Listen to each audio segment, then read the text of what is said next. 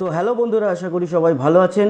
আজকের ভারতীয় সময় ভোর 4:30 নাগাদ, 4:26 নাগাদ একটা ফ্যালকন হেভি রকেট লঞ্চ হয়েছিল। তার ভিডিও কিন্তু মানে লাইভে নির্বাচিত অংশ আমরা আপনাদের জন্য নিয়ে এসেছি, এবং তাতে লঞ্চ হয়েছে দুটো স্যাটেলাইট। তার মধ্যে গুরুত্বপূর্ণ হচ্ছে একটা খুব সিক্রেট স্যাটেলাইট, যেটা গভর্নমেন্টের, সেটা USSF গেছে 67, এবং সেটা কোথায় পৌঁছেছে বা কোন কক্ষপথে তাকে ছাড়া হবে সেটা তো জানা যায়নি।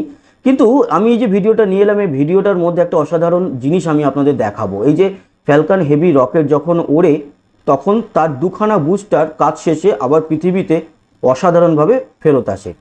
এই যে ভিডিওটা দেখতে পাচ্ছেন, দুখানা বুস্টার আবারও পৃথিবীতে ফেরত এলো, এবং যেখানে তার ল্যান্ড করার কথা ছিল একেবারে সেইখানে এসে সে ল্যান্ড করলো।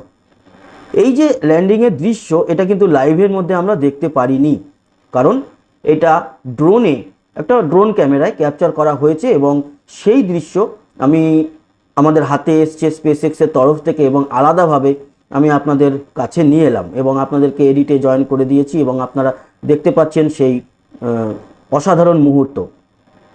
লাইভে নির্বাচিত অংশের মধ্যে ওই ভিডিওটা যায়নি, তার কারণে ভিডিওটা খানিকক্ষণ আগেই আমাদের হাতে এসছে, মাত্র 30 সেকেন্ডের মতো ভিডিও। এবং সেই ভিডিওতে আমরা দেখতে পেয়েছি যে ফ্যালকন হেভি রকেটের দুটো বুস্টার যেখানে তাকে নামার কথা ছিল একেবারে সেখানে এসে অসাধারণ ল্যান্ড করলো। তাই লোভ সামলাতে পারলাম না আপনাদেরকে এই অসাধারণ দৃশ্যটা দেখানোর জন্য, দেখালাম। সেই কারণে কেনেডি স্পেস সেন্টার ফ্লোরিডা থেকে লঞ্চ হয়েছিল আজ সকালবেলায় এই রকেটটি।